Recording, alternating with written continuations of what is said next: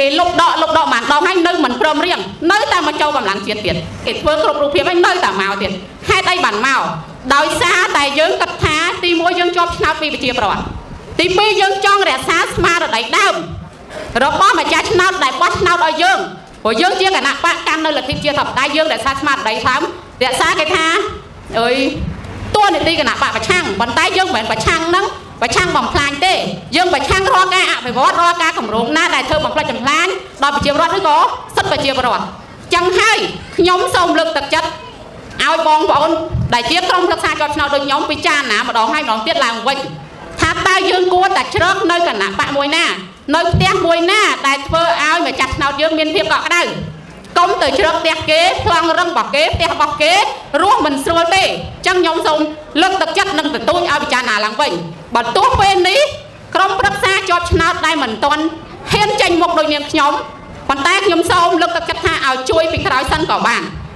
គេលុបដកបានដងហើយនៅមិនព្រមរៀងនៅតែមកចូលកម្លាំងជាតិទៀតគេធ្វើគ្រប់រូបភាពហើយនៅតែមកទៀតហេតុអីបានមកដោយសារតែយើងគិតថាទី1យើងជាប់ឆ្នោតពីប្រជាប្រដ្ឋទី2យើងចង់រក្សាស្មារតីដើមរបស់ម្ចាស់ឆ្នោតដែលបោះឆ្នោតឲ្យយើងព្រោះយើងជាគណៈបកកាន់នៅលទ្ធិជាធិបតេយ្យយើងរក្សាស្មារតីដើមរក្សាគេថា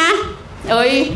តួនាទីគណៈបកប្រឆាំងប៉ុន្តែយើងមិនមែនប្រឆាំងហ្នឹងប្រឆាំងបំផ្លាញទេយើងប្រឆាំងរាល់ការអភិវឌ្ឍរាល់ការគម្រោងណាដែលធ្វើបំផ្លិចបំផ្លាញដល់ប្រជាពលរដ្ឋឬក៏សិទ្ធិប្រជាពលរដ្ឋចឹងហើយខ្ញុំសូមលើកទឹកចិត្តឲ្យបងប្អូនដែលជាក្រុមប្រឹក្សាជាប់ឆ្នោតដូចខ្ញុំពិចារណាម្ដងហើយម្ដងទៀតឡើងវិញថាតើយើងគួរតែជ្រកនៅគណៈបកមួយណា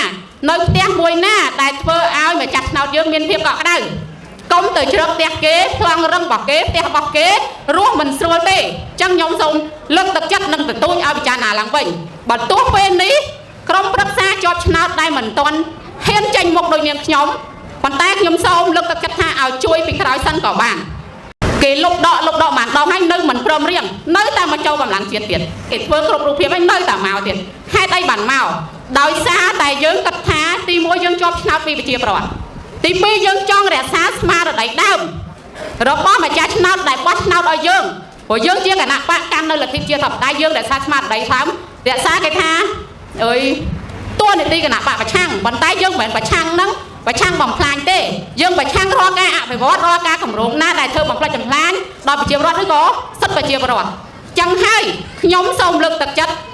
ឲ្យបងប្អូនដែលជាក្រុមប្រឹក្សាជាប់ឆ្នោតដូចខ្ញុំពិចារណាម្ដងហើយម្ដងទៀតឡើងវិញថាតើយើងគួរតែជ្រកនៅគណៈបកមួយណានៅផ្ទះមួយណាដែលធ្វើឲ្យម្ចាស់ឆ្នោតយើងមានភាពកក់ក្ដៅកុំទៅជ្រកផ្ទះគេផ្លង់រឹងរបស់គេផ្ទះរបស់គេរស់